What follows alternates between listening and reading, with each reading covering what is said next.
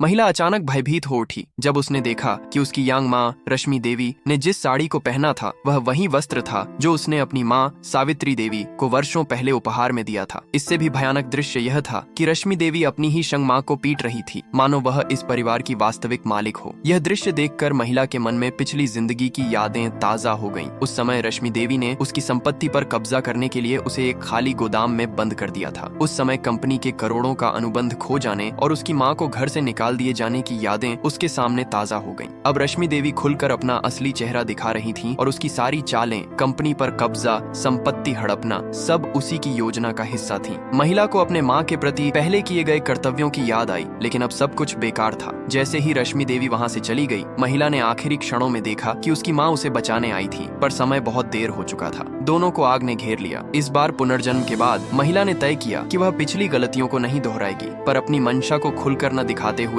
उसने रश्मि देवी के सामने अपनी माँ की रक्षा नहीं की। वह सीधे बाथरूम गई और वहाँ एक पर्दा देखा। जैसे ही उसने उसे खोला, पता चला कि यह उसकी माँ का ठिकाना था, सावित्री देवी का कमरा। ये देखकर वह स्तब्ध रह गई। कंपनी के कई लोग जानते थे कि उसकी माँ कितने दिनों से वहाँ रह रही थी। पहली बार महिला ने अपनी माँ को घर लाया, लेकिन बचाव की डर और रश्मि देवी की प्रताड़ना की वजह से वह कभी माँ के कमरे में नहीं गई थी। महिला ने अपनी माँ के लिए एक घर में कमरा तैयार कराया और अपनी संपत्ति और चाबियां उसे सौंप दी। लेकिन जब उसकी माँ ने नौकरानी से यह बात सुनी तो वह डर गई, क्योंकि उसे रश्मि देवी और उसकी बेटी की सालों की प्रताड़ना याद आ गई थी। जैसे ही माँ जाने ही वाली थी, रश्मि देवी और उसका पति विक्रम सिंह वापस आ गए। विक्रम ने सावित्री देवी को जोर से थप्पड़ मारा। रश्मि देवी ने नौकरानी को आदेश दिया कि उसकी माँ को बाहर निकाल दो। उसी समय महिला भी वापस आई और अपनी माँ को उन अपराधियों से बचाने के लिए आगे बढ़ी। रश्मि देवी की बेटी प्रिया ने यह देखा और महिला को रोकने लगी, पर महिला ने उसे भी थप्पड़ मारकर चेतावनी दी। उसने कहा, तुम किस अधिकार से मेरी माँ को मारती हो? महिला ने विक्रम और रश्मि देवी से माँ की संपत्ति और गाड़ी की चाबियां लौटाने की मांग की, पर लान रश्मि देवी ने इसे महत्व नहीं दिया और चाव चाव किया कि एक सफाई करने वाली माँ इस दयु की योग्य नहीं है। महिला ने जोर देकर कहा कि सब चीजें उसकी माँ को लौटनी चाहिए और धमकी दी कि अगर ऐसा नहीं हुआ तो वह कानूनी कार्रवाई करेगी। इस संघर्ष के बीच प्रिया ने उसकी माँ की चीजें फेंक दी और उसके हाथों को अपने पैर से दबा दिया।